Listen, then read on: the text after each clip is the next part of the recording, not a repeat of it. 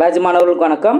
So இப்போது நம்ம 8th new தமிழில் இயல் 8 தான் நம்ம பார்க்க போகிறோம். ஸோ இந்த இயல் 8ல் கவிதை பாட்டு இருக்குது, அதே போல் உரைநடை பாட்டு, இலக்கணம், இது எல்லாமே நம்ம பார்ப்போம் தான். அதில் முக்கியமாக நம்ம என்ன பார்க்க போகிறோம் அப்படின்னா, உரைநடை பாட்டில் அயோத்திதாசரோட சிந்தனைகள் இதை பற்றி தான் கொடுத்துருப்பாங்க.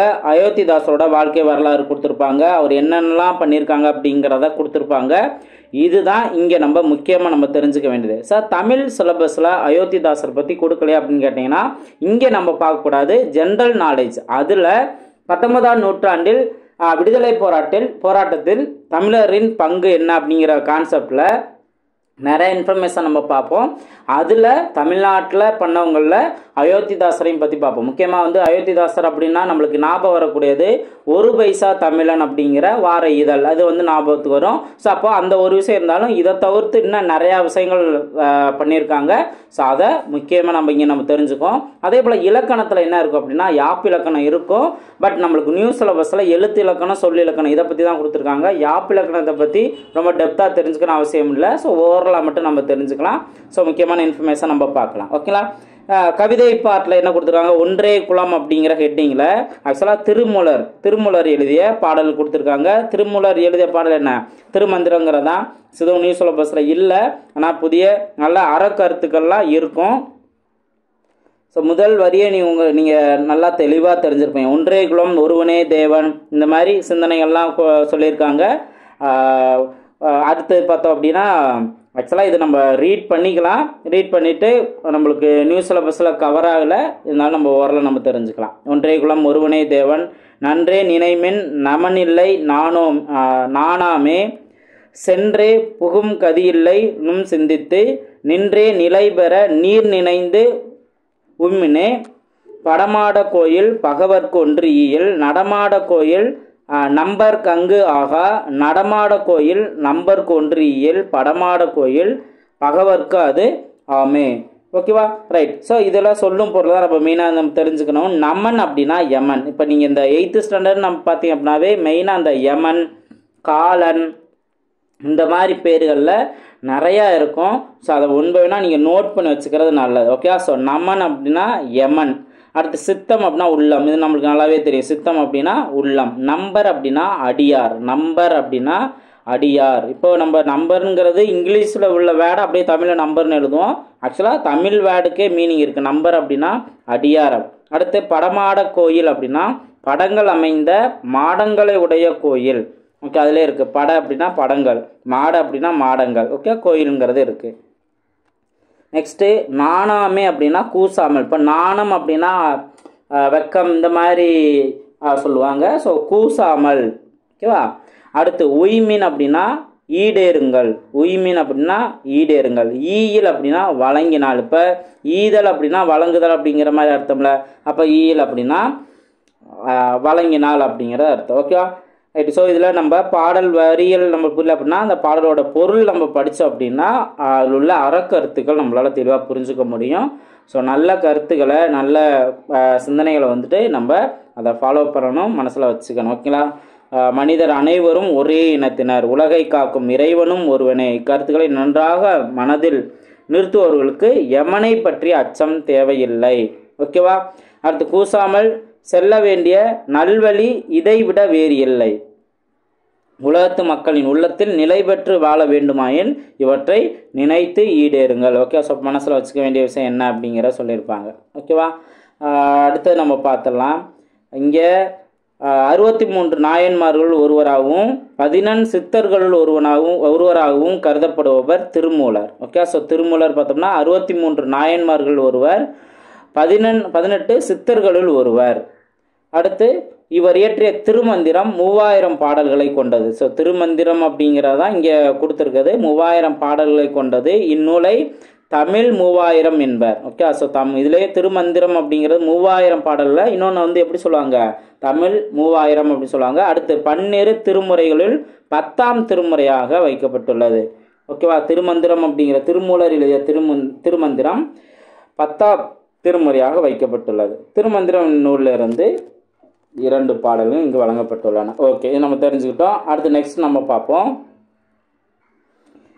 இந்த கொஸ்டின் பாருங்க, அறநெறியில் வாழ்பவர்கள் உயிரை கவர வரும் டேஸ் கண்டு அஞ்ச மாட்டார்கள். ஸோ இங்கே வந்து யமனை கண்டு அஞ்ச மாட்டார்கள். ஓகே, யமன் அப்படிங்கிறதுக்கு இன்னொரு பேர் என்ன?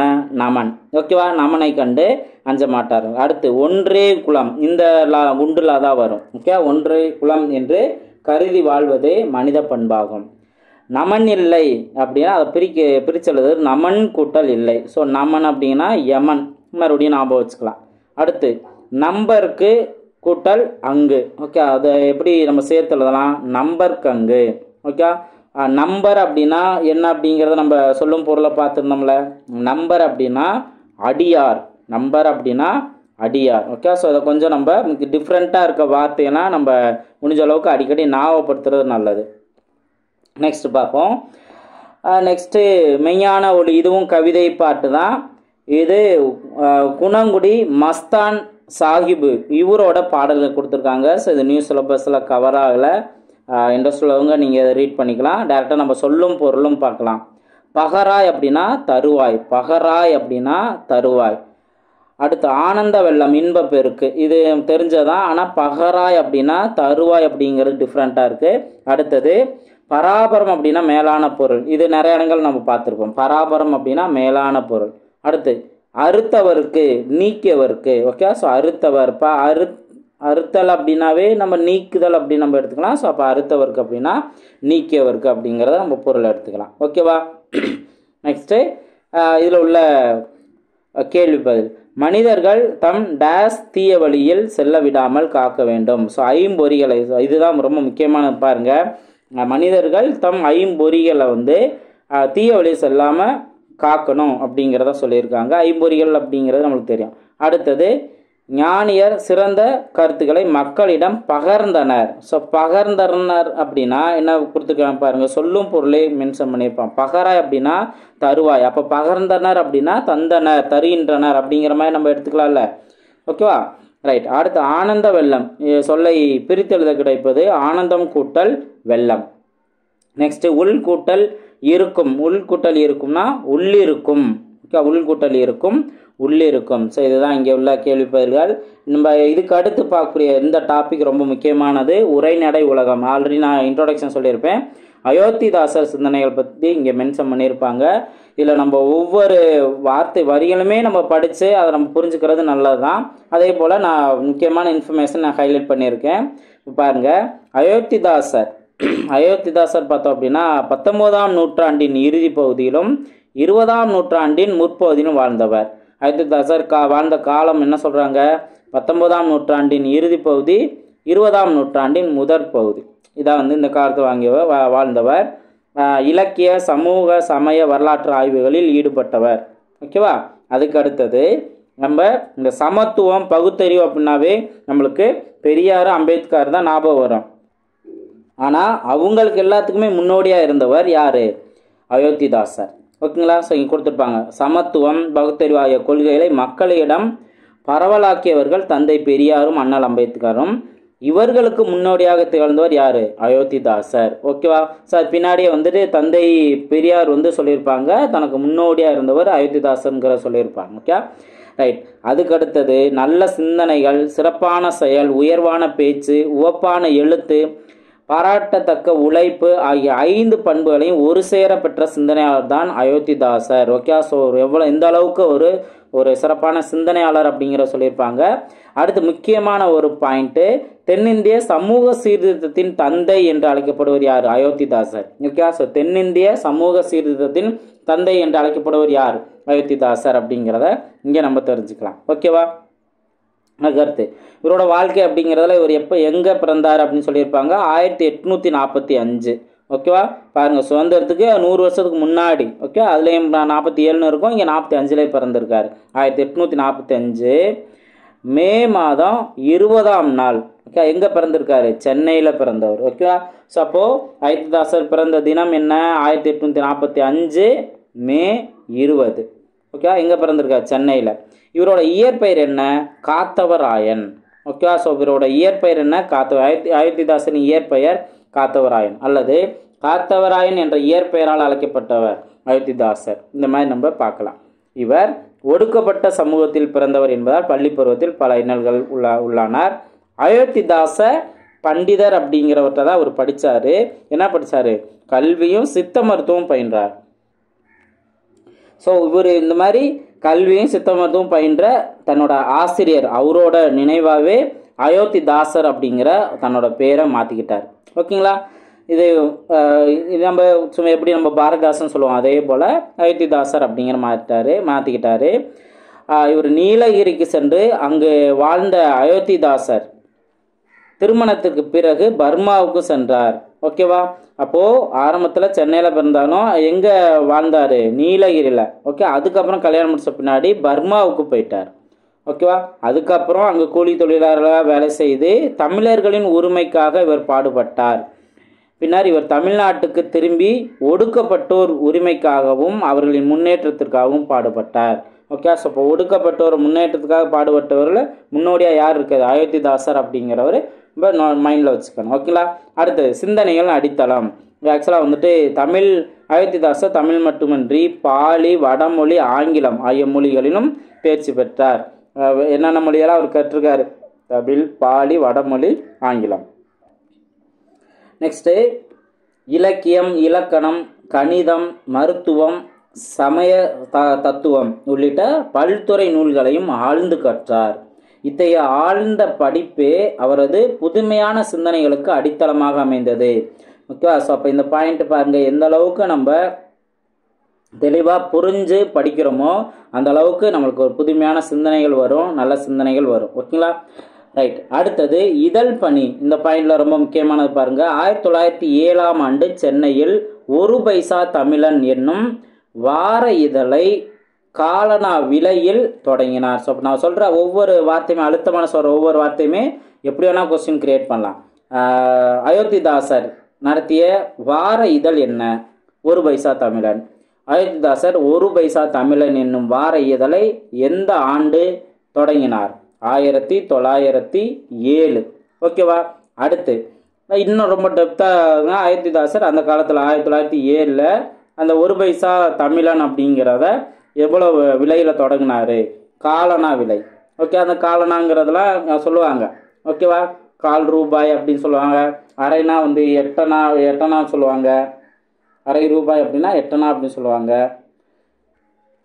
அதே போல் 16 அணா அப்படின்னா அது 1 ரூபாய் அப்படின்னு சொல்லுவாங்க. பின்னாடி அடுத்தது அந்த விரிவான இதில் இதை பற்றி சொல்லியிருப்பாங்க. ஓகே, அடுத்தது ஒரு பைசா தமிழன் அப்படிங்கிற ஒரு பேரை ஓராண்டுக்கு பின்னாடி என்ன பேராக மாற்றிட்டாரு? தமிழன் என்ற பெயரால் மாற்றிட்டார். ஓகே, ஸோ அந்த ஒரு பிக்சர் தான் உங்களுக்கு இங்கே கொடுத்துருப்பாங்க. அவர் அந்த ஒரு பைசா தமிழன் ஒரு பைசா தமிழன்கிறத தமிழன் அப்படிங்கிற ஒரு இதெல்லாம் மாற்றிட்டாரு. ஸோ அதோட பதிப்பு தான் வந்து இங்கே நம்ம பிக்சராக பார்க்குறோம். எவ்வளோ இன்ஃபர்மேஷன் கொடுத்துருக்காங்க பாருங்கள். ஓகேவா? இது போக ஒரு தமிழன்ட்டு பேர் மாற்றினதில் ரொம்பவே ஃபேமஸ் ஆனார். அதாவது தமிழன் என்ற இதழ் மூலம் தமிழ்நாடு மட்டுமன்றி Mysore, Kolar, Hyderabad, Rangoon, Malaysia, Australia, தென்னாப்பிரிக்கா போன்ற பகுதிகளில் வாழ்ந்த தமிழர்களுக்கும் பகுத்தறிவு சிந்தனை, இன உணர்வு, சமூக சிந்தனை ஆகியவற்றை ஊற்றினார். இவர் தமது நூல்கள் மூலமாகவும் தமது சீர்திருத்த சிந்தனைகளையும் வெளிப்படுத்தினார். ஓகேவா? இப்போ பாருங்கள், ஃபஸ்ட்டு ஒரு பைசா தமிழன் அது எப்போ தொடங்கினார்? 1907. எங்கே? சென்னையில் தொடங்கினார். வார இதழாக தொடங்கினார். ஓகே, அதுக்கப்புறம் ஒரு வருஷத்துக்கு பின்னாடி எத்தனை ஆண்டுகளுக்கு பின்பாக ஒரு பைசா தமிழன் என்ன பெயர் மாற்றினார் அப்படிங்கிறத கேட்டாங்கன்னா ஒரு வருஷத்துக்கு பின்னாடி. இப்போ பாருங்க எவ்வளோ டெப்த்தாக நம்ம தெரிஞ்சுக்கிறோம். ஓகே, அதுக்கப்புறம் அது ரொம்பவே ஃபேமஸாக தன்னை சுற்றி உள்ள Mysore, Kolar, Hyderabad, Rangoon, Malaysia, Australia, தென்னாப்பிரிக்கா போன்ற பகுதியில் வந்து தமிழர்களுக்கும் பகுத்தறிவு சிந்தனை, இன உணர்வு, சமூக சிந்தனை ஆகியவற்றை ஊற்றினார். ஓகேவா?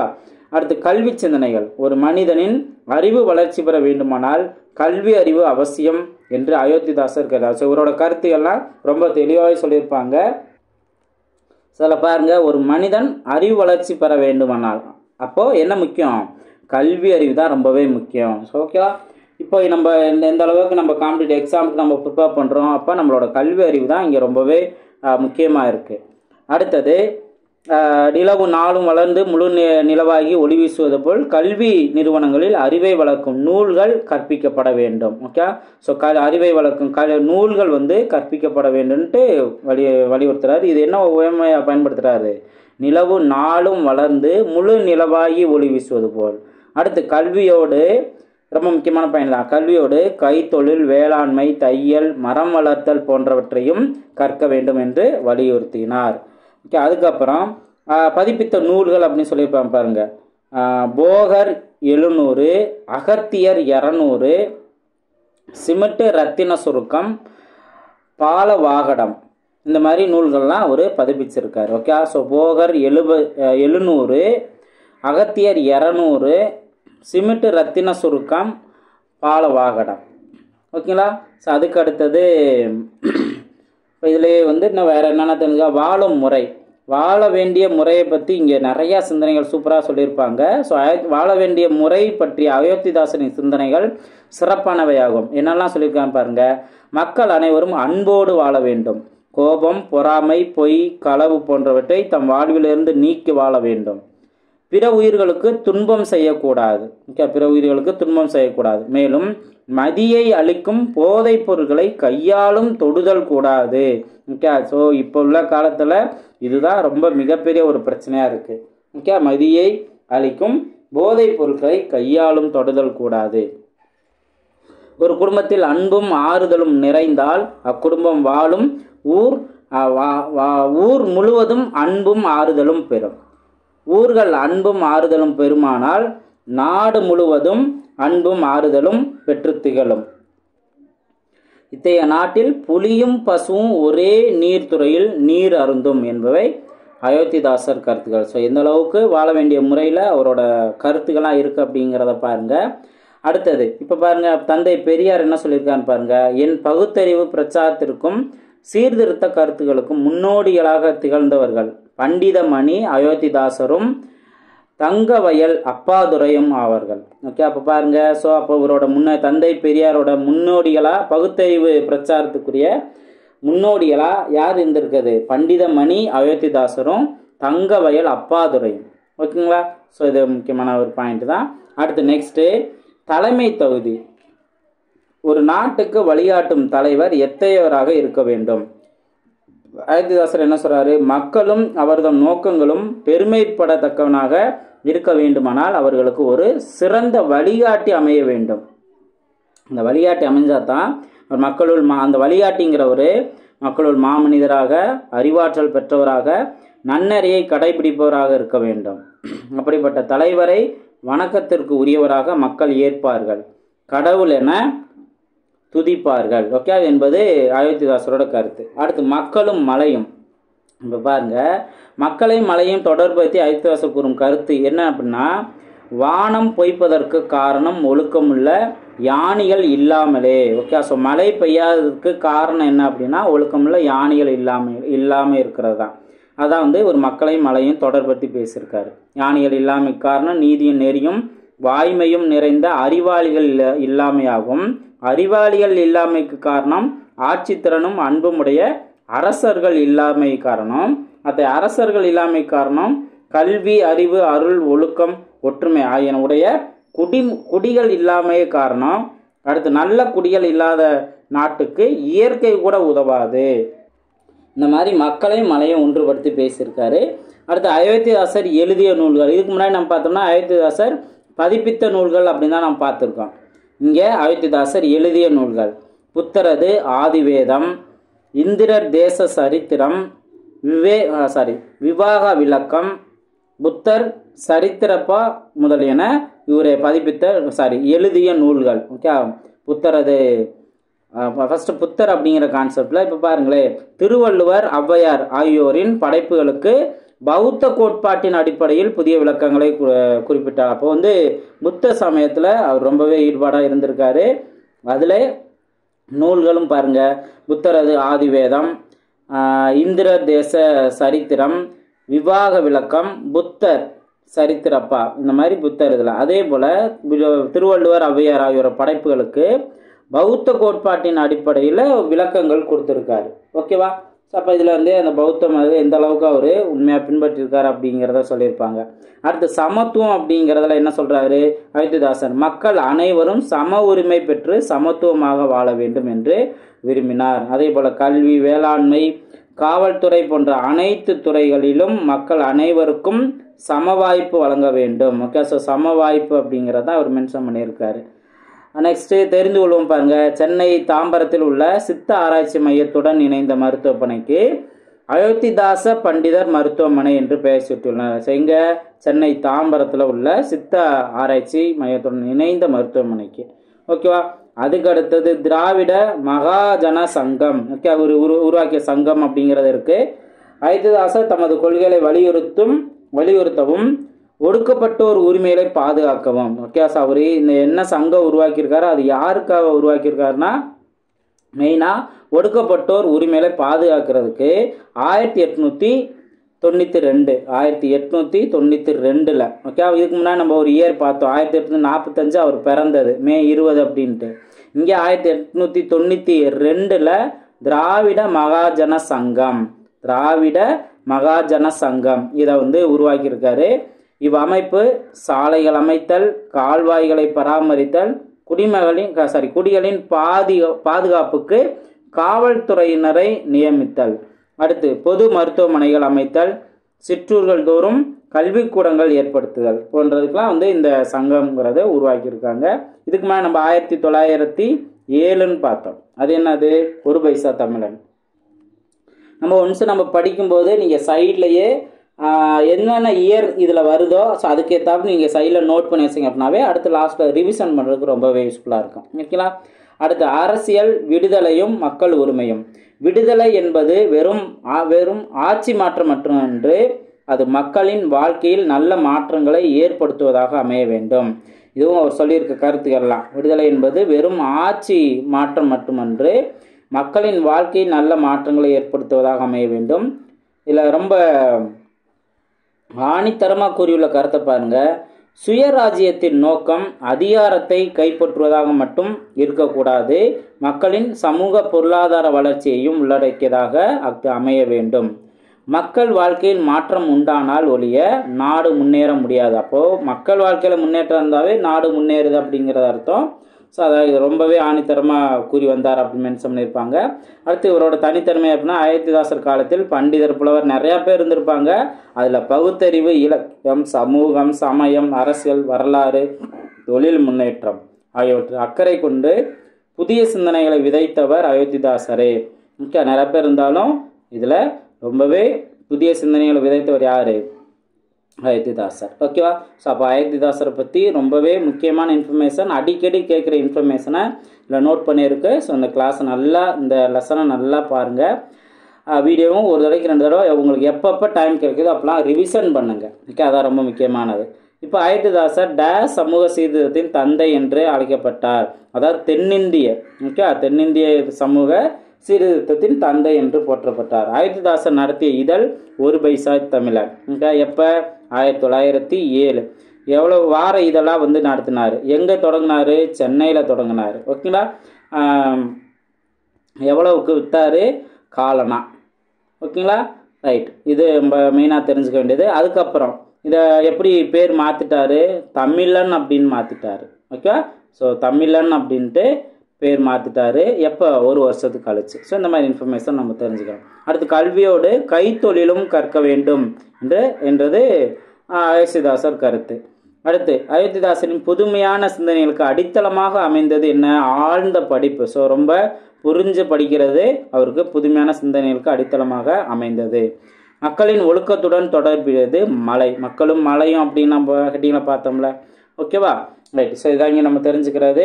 இதுக்கு அடுத்து பார்த்தீங்க அப்படின்னா மனித எந்திரம் அப்படின்னு மென்ஷன் பண்ணியிருக்காங்க. இது ஒரு கதை தான், கதை படிக்கின்ற சொல்லுவாங்க, இதை படிச்சுக்கலாம். இதில் நம்ம தெரிஞ்சுக்க வேண்டியது என்ன அப்படின்னா பாருங்க, தெரிந்து கொள்வோம். மாகாணி, வீசம் போன்றவை அக்காலத்தில் வழக்கில் இருந்த அளவை பெயர்கள். ஓகே, அப்போ மாகாணி, வீசம் அப்படிங்கிறதுனா அளவை பெயர்கள் அந்த காலத்தில் பயன்படுத்தியிருக்காங்க. அது மட்டும் இல்லாமல் அணா, சல்லி, துட்டு இந்த மாதிரியுமே பழங்காலத்தில் வழக்கத்தில் இருந்தது. இது வந்து நாணய பெயர்கள். அணா, சல்லி, துட்டு. இப்போ துட்டு அப்படிங்கிற நம்மளுக்கு தெரியும். சல்லி பைசா இல்லை அப்படிங்கிற சொல்லுவாங்கல்ல, அது வந்து நாணய பெயர்கள் தான். அதே போல் அரணா, எட்டனா, இதெல்லாம் பாட்டுலாம் இருக்குல்ல, எட்டனா இருந்த வடிவெல்லாம் பாடியிருக்காரு. ஓகே, ஸோ அப்போ இதெல்லாம் வந்து அணா அப்படிங்கிறது நாணய பெயர்கள். இப்போ 16 அணா சேர்ந்தது 1 ரூபாய். ஓகே, 16 அணா சேர்ந்தது 1 ரூபாய். இதில் பாதி என்ன? 8. அப்போ 8 அணா சேர்ந்தது அரை ரூபாய். ஓகேவா, அரை ரூபாய்ங்கிறது 8 அணா. அதில் பாதி 4 அணா. ஓகே, அது வந்து 1/4 ரூபாய். ஓகேங்களா, ஸோ 4 அணா அப்படிங்கிறது 1/4 ரூபாய். ஸோ இந்த மாதிரி இன்ஃபர்மேஷன் நம்ம தெரிஞ்சுக்கிட்டா போதும். ஓகேங்களா, அதுக்கு அடுத்தது பார்ப்போம். அதுக்கு அடுத்தது இலக்கணம். இந்த இலக்கண பார்ட்டில் இப்போ ஆக்சுவலாக வந்துட்டு இந்த சிறுகதை, இதில் வந்து சிறுகதை மன்னன் என்று போற்றப்படுவர் யார்? புதுமை பித்தன். அவரோட இயற்பெயர் என்ன? ஸோ விருத்தாச்சலம். ஓகே, ஸோ புதுமை பித்தன் என்று அழைக்கப்பட்டவர் யார்? ஸோ விருத்தாச்சலம். அவரோட இயற்பெயர் என்ன அப்படின்னு கேட்டால் விருத்தாச்சலம் சொல்லிடலாம். அவரோட இன்னொரு பெயர், சிறப்பெயர் என்ன? சிறுகதை மன்னன். ஸோ இவர் படைத்த நூல்கள்லாம் இருக்குது. கடவுளும், கந்தசாமி பிள்ளையும், சாப விமோச்சனம், பொன்னகரம், ஒரு நாள் கழிந்தது, இதெல்லாம் இவரோட சிறுகதை நூல்கள். ஓகேங்களா, அதே போல் மணிக்கோடி அப்படிங்கிற இதழில் வெளியான புதுமை பித்தனின் சிறுகதை இங்கே கொடுத்துருக்காங்க. அப்போ புதுமை பித்தனின் சிறுகதை எந்த இயலில் வெளியானது? மணிக்கோடி. ஓகேவா, ரைட். அதுக்கு அடுத்தது இலக்கணம் பற்றி இங்கே கொடுத்துருக்காங்க. அது முக்கியமாக இதை பற்றி யாப் இலக்கணம். நியூ சிலபஸில் யாப் இலக்கணத்தை பற்றி ரொம்ப டெப்த்தாக தெரிஞ்சுக்கணும்னு இல்லை. ஓகே, கொடுக்கல. ஓகேவா, ஸோ பேசிக்கானது இங்கே மென்ஷன் பண்ணியிருப்பாங்க. பொதுவாக கவிதை அப்படிங்கிறத 2 வகையாக பிரிப்பாங்க. ஒன்று மரபு கவிதை, இன்னொன்று புது கவிதை அப்படின்ட்டு. ரொம்ப சிம்பிளானதான். ஒரு இலக்கணத்துக்கு உட்பட்டு எழுதக்கூடிய கவிதை மரபு கவிதை. அந்த மாதிரி இலக்கண கட்டுப்பாடு இன்றி எழுதக்கூடிய கவிதைகள் புது கவிதைகள். ஓகே, இவ்வளவுதான். இப்போ இந்த இலக்கணத்துக்கு உட்பட்டு எழுதப்படும் கவிதைகளை மரபு கவிதைன்னு சொல்கிறோமா? அப்போ இலக்கணத்துக்கு உட்பட்டு அப்படின்னா ஒரு சில ரூல்ஸ்லாம் இருக்கும். அதைத்தான் வந்துட்டு நம்ம என்ன சொல்லுவோம்? மரபு கவிதை எழுதுறதுக்கு தேவையான இலக்கணத்தை தான் யாப்பு இலக்கணம்னு சொல்கிறோம். ஓகே, அப்போ இந்த பேர் யாப்பு இலக்கணம்னா என்ன அப்படின்னா இதுதான் மீனிங். ஓகேங்களா, ஸோ அப்போ இந்த யாப்பு இலக்கணத்துப்படி செய்யுளுக்கு உரிய உறுப்புகள் 6. ஓகே, அப்போ யாப்பு இலக்கணத்தில் உள்ள செய்யுளுக்குரிய உறுப்புகள் எத்தனை? 6 அப்படிங்கிறத தெரிஞ்சுக்கலாம். அந்த 6 தான் எழுத்து, அசை, சீர், தலை, அடி, தொடை அப்படிங்கிற சொல்லுவாங்க. ஸோ இதுக்கப்புறம் இதை பற்றியே பேசிக்காக சொல்லியிருப்பாங்க பாருங்கள். இப்போ எழுத்து அப்படிங்கிறது, எழுத்து வந்து 3 வகையாக பிரிக்கலாம். எழுத்தை 3ஆக பிரிக்கலாம். என்ன அப்படின்னா வேற ஒன்றும் இல்லை, குறில், நெடில், ஒற்று. ஓகேவா, இப்போ குறில் அப்படின்னா அதுலேயே உயிர் குறில், உயிர்மை குறில்ங்கிறது இருக்குது. நெடில் அப்படின்னா உயிர் நெடில், உயிர்மை நெடில்ங்கிறது இருக்குது. ஒற்று அப்படிங்கிறது மெய்யெழுத்து, ஆயுத எழுத்து, இது 2 சேர்ந்தது ஒற்று. உயிர் குறில் அப்படிங்கிறது தெரியும், பா, ஈ, இந்த மாதிரி. உயிர்மை குறில்னா இப்போ இக்கு கூட்டலா கான்னு சொல்லுவோம். இந்த மாதிரி எழுத்துக்கள், உயிர்மை எழுத்துக்களில் வரக்கூடிய குறில் எழுத்துக்கள் உயிர்மை குறில் அப்படிங்கிற சொல்லுவோம். ஓகேங்களா, அதே போல் அசைங்கிறது இது போப்போ அப்படியே டெப்த்தாக இருக்குன்னு தான் நம்ம இதை ரொம்ப டெப்த்தாலாம் தெரிஞ்சுக்க வேண்டியதில்லை. ஏன்னா இது மறுபடியும் சார் இது இலக்கணமே இந்த பார்ட் இல்லை, ஏன் நாங்கள் டைம் வேஸ்ட் பண்ண அப்படிங்கிறதான் யோசிப்பாங்க. அதனால ரொம்ப நிறைய இன்ஃபர்மேஷனுங்கனால கன்ஃபியூஸ் ஆயிடுவாங்க. இப்போ பாருங்கள், அசை அப்படிங்கிறபோது 2 வகை, நேரசை, நிறையசைங்கிறது. அசைங்கிறத எதோ சொல்லுவோம்னு சொல்லியிருப்பாங்க. எழுத்துக்கள் ஒன்றோ சிலவோ சேர்ந்து அமைவது அசைன்னு சொல்லுவாங்க. அடுத்து இந்த அசையில் 2 அசைங்கிற பார்க்குறோம்ல, அப்போ நேரசைனா என்ன, நிறையசைனா சொல்லியிருப்பாங்க. ஒரு குறில் அல்லது நெடில் எழுத்து தனித்து வந்தாலும் சரி, ஒற்றுடன் சேர்ந்து வந்தாலும் அதுக்கு பேர் நேரசை ஆகும். ஓகேவா, இப்போ நான் அப்படிங்கிறது குரில் தனியாக வந்திருக்கா. அதே இது நம் அப்படிங்கிற போது குறிலோட ஒற்று கணக்கில் இல்லை. ஓகே, இந்த மாதிரி ஒற்றுன்னு வந்தாலும் அதை என்ன சொல்லுவோம்? நேரசைன்னு சொல்லுவோம். அதே போல் நான் அப்படிங்கிறது நெடில், அதோட நாம் அப்போ நெடிலோட சேர்த்து ஒரு ஒற்று வருது. இதெல்லாம் சேர்ந்து வந்தாலும் இதுக்கு பேர் என்ன பேர்? நேரசை அப்படிங்கிறது. அப்போ நேரசைனா என்ன? 2 குறில் எழுத்துக்கள் அல்லது குறிலும் நெடிலும் சேர்ந்து வந்தது அப்படின்னா இதைத்தான் வந்து நம்ம சொல்கிறோம், ஒற்றுன்னு சேர்ந்து வந்தாலும் நிறையசை அப்படிங்கிற சொல்லுவாங்க. ஓகேவா, அப்போ இங்கே வந்து என்ன கணக்குனா 2 குறில் ஒன்றா வந்துருந்துச்சுன்னா அது நிறையசை. அல்லது ஒரு குறிலுக்கு அடுத்து ஒரு நெடிலோ அல்லது ஒரு நெடிலுக்கு அடுத்து குறிலோ இந்த மாதிரி வந்துச்சு அப்படின்னா அது நிறையசைன்னு சொல்லுவாங்க. இப்போ பாருங்கள், கடை அப்படின்ட்டு அப்போ 2 குறில் எழுத்துக்கள் இருக்கா, அப்போ இது நிறையசை. இங்கே பாருங்கள், கடல். இப்போ கடல் அப்படின்னா 2 குறில் எழுத்துலோட ஒரு ஒற்று இருக்குது. இப்படி சேர்ந்துருந்தாலுமே கூட நம்ம கணக்கு என்ன, 2 குறில் எழுத்து வந்திருக்கு, அப்போ இதுவும் நிறையசை. இப்போ கடான்னு பாருங்கள், ஒரு குறில் எழுத்து இருக்குது, ஒரு நெடில் எழுத்து இருக்குது. அப்போ இந்த மாதிரி இருந்தாலும் இதுவும் நிறையசை அப்படின்னு சொல்லுவாங்க. அதே போல் கடாம், இதை புரிஞ்சுட்டாவே போதும். அடுத்து சீர் அப்படிங்கிறது என்ன? ஒரு அசையோ அல்லது ஒன்றுக்கு மேற்பட்ட அசைகளோ சேர்ந்து அமைவது சீர். பாருங்க, இந்த சீரை வந்து ஓரசை சீர், ஈரசை, மூவசை, நாலசை சீர் அப்படிங்கிற சொல்லுவாங்க. அதே போல் தலை அப்படிங்கிற சீர்கள் ஒன்றோடு ஒன்று பொருந்துவதை தலை என்பர். முதல் சீர் இறுதியிலும் வரும் சீர் முதலிலும் உள்ள அசைகள் எவ்வகை அசைகள் என்பதன் அடிப்படையில் தலைகள் 7 வகைப்படும். 7 வகைப்படுங்கிற மென்ஷன் பண்ணியிருப்பாங்க. அடுத்து அடி அப்படிங்கிறது 2 அல்லது 2க்கு மேற்பட்ட சீர்களை கொண்டு அமைவது அடி. அந்த அடி வந்துட்டு 5 வகைப்படும். ஓகேவா? நம்ம அடிக்கிறோம் அப்படின்னா கையில் இருக்க 5 விரலாலத்தை அடிப்போம். ஓகே, ஸோ அப்போ அடி 5 வகைப்படும். அடுத்து தொடை அப்படின்னு பாருங்க, செயலில் ஓசை இன்பமும் பொருள் இன்பமும் தோன்றும் வகையில் சீர்களுக்கு இடையிலோ அடிக்கு இடையிலோ அமையும் ஒற்றுமையோ தொடை எனப்படும். ஓகே, ஸோ இந்த ஒற்றுமை அப்படிங்கிறது பார்த்தா இந்த தொடை அப்படின்னு சொல்கிறாங்க. இது 8 வகைப்படும். பாருங்க, முதல் எழுத்து ஒன்றா வந்துச்சுன்னா மோனை, இதெல்லாம் வந்து இப்போ கேட்கறது இல்லை. ஓகே, முதல் எழுத்து ஒன்று போல் வரக்கூடியது சொல்லுவாங்க. இந்த பாடல் வரியில் உள்ள மோனை என்ன அப்படிங்கிற மாதிரி ஆப்ஷனில் கேட்பாங்க. ஸோ அதெல்லாம் வந்து இப்போ கேட்கறது இல்லை, நியூ சிலபஸில் அது இல்லை. ஓகேவா? ரைட். அதே போல் 2ஆம் எழுத்து எது ஒன்று போல் வருவது என்ன சொல்லுவாங்க? எதுன்னு சொல்லுவாங்க. இறுதி எழுத்தோ அல்லது இறுதி ஓசையோ ஒன்றா வரத இயைபு அப்படின்னு சொல்லுவாங்க. ஓகேலா? ஒரு பாடலின் இறுதி சீர் அல்லது அடியின் இறுதி பகுதி அடுத்த பாடலின் முதல் சீர் அல்லது அடியின் முதல் வருமாறு பாடுவது அந்தாதி. இப்போ அந்தம் ஆதி அப்படின்னு சொல்லுவாங்கல்ல. ஆதி அப்படின்னா தொடக்கம், அப்போ அந்தம் அப்படின்னா இறுதி. அப்போ ஒரு பாடல் உள்ள இறுதி அடுத்த பாடலுக்கு ஒரு தொடக்கமாக வரும், அதான் வந்து அந்தாதி அப்படிங்கிற மாதிரி சொல்லுவாங்க. இது அந்தாதி தொடை அப்படிங்கிறது. ஓகேவா? அடுத்து பாவகைகள் 4 வகைப்படும். அதாவது வெண்பா, ஆசிரியப்பா, கலிப்பா, வஞ்சிப்பா அப்படிங்கிறது இதெல்லாம் வந்து கொஸ்டினில் கேட்டிருக்காங்க. ஆனால் நியூ சிலபஸில் இப்போ இந்த இது யாப்பிலக்கணங்கிறதே இல்லை தான். ஸோ ஓவரலாக நீங்கள் தெரிஞ்சுக்க, எதிர்பாராமல் இது இன்டெரக்டாக கேட்டாங்க அப்படின்னா நீங்கள் ஆன்சர் பண்ணிடலாம். வெண்பா செப்பலோசை உடையது. ஓகே, அறநூல்கள் பலவும் வெண்பாவால் அமைந்தவை. ஆசிரியப்பா அகவல் ஓசை உடையது. சங்க இலக்கியங்களில் பலவும் ஆசிரியப்பாவால் ஆனது. கலிப்பா துள்ளலோசை, கலித்தொகை கலிப்பாவால் ஆனது. வஞ்சிப்பா தூங்கலோசை. இது வந்து இப்போ வெண்பா செப்பல் போட்டு வந்தா அப்படிங்கிற மாதிரி நம்ம ஷார்ட்கட் வச்சுக்கலாம், வெண்பா. அடுத்து ஆசிரியப்பா அகவல் ஓசை. ஓகேவா? இப்போ ஆசிரியர் அப்படின்னாவே ஒரு தகவல் சொல்லுவாங்க, அப்போ அகவல் ஓசை அப்படிங்கிற மாதிரி நம்ம எடுத்துக்கலாம். ஓகேவா? அதே போல் கலிப்பா துள்ளல் ஓசை, களி சாப்பிட்டா நல்லா துள்ளி குளிச்சு ஆரோக்கியமாக இருக்கலாம். ஓகேவா? அதே போல் வஞ்சிப்பா தூங்கல் ஓசை, வஞ்சிங்கிறத கஞ்சின்னு வச்சுக்கோங்க, கஞ்சி சாப்பிட்டு நல்லா தூங்கலாம். ஓகேவா? ரைட். கஞ்சி சாப்பிட்டா நல்ல ஆரோக்கியமான தூக்கம் வரும். இந்த மாதிரி நம்ம ஷார்ட்கட் ஞாபகம் வச்சுக்கலாம். ஸோ ஷார்ட்கட் பிடிச்சிருந்தது அப்படின்னா நீங்கள் கமெண்ட் செக்ஷனில் பதிவு பண்ணலாம். ஓகேங்களா? இப்போ இந்த கேள்வியை பாருங்க, அசை டேஷ் வகைப்படும், 2 வகைப்படும். ஒவ்வொரு வகை என்னன்னு தெரியும். அடுத்து விடும் என்பது டேஷு. இப்போ இங்கே 2 குறியில் எழுத்துகள் ஒன்றா வந்திருக்கா, அதோட சேர்த்து ஒரு ஒற்று வந்திருக்கா, அப்போ இது நிறையசை. அடி டேஷ் வகைப்படும், அடி 5 வகைப்படும். அடிக்கும்போது 5 கையும் பதிஞ்சிடும். முதல் எழுத்து ஒன்றி வர தொடுப்பது மோனை. ஓகேவா? இப்போ பாருங்க, வெண்பா செப்பல் போட்டிருந்தாங்களா, செப்பல் ஓசை. ஆசிரியப்பா ஒரு தகவல் சொல்லுவாங்க, அப்போ அகவல் ஓசை. கலிப்பா களி சாப்பிட்டா துள்ளி விளையாடலாம், துள்ளல் ஓசை. வஞ்சிப்பா கஞ்சி சாப்பிட்டா தூங்கலாம். ஸோ இந்த மாதிரி நம்ம பொருத்தி எழுதிடலாம். அடுத்து மொழியால் அலுவம், இதுலேயும் வந்து அவ்வளோக்கா இன்ஃபர்மேஷன் கிடையாது. டைரெக்டாக நம்ம கலைச்சொற்கள் போகலாம். தொண்டு அப்படின்னா சேரிட்டி, தொண்டு அப்படின்னா சேரிட்டி. ஞானி அப்படின்னா ஜெயிண்ட்டு. தத்துவம் அப்படின்னா ஃபிலாசபி, நேர்மை அப்படின்னா இன்டெகிரிட்டி,